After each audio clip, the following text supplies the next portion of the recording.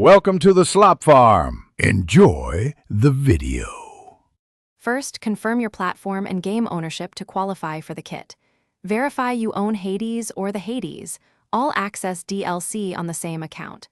Open the PlayStation, Xbox, Switch, Steam, or Epic Store and locate the Hades music kit. The kit usually costs $99. Payment completes instantly most of the time. After purchase, allow up to 7 days for store and game servers to synchronize. Keep your receipts and account email ready in case support is needed. Next, link your platform account to the publisher or developer account to enable content delivery. Use the in-game settings menu or the developer website to connect accounts securely. If you received a code, redeem it within 30 days through the in-game store or official redemption page.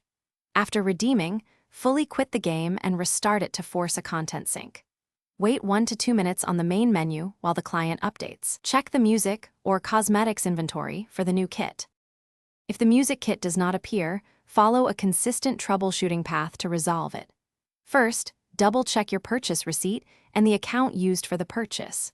Relink accounts if necessary and reopen the game to refresh entitlements. Update the game to the latest version and clear local cache or temporary files.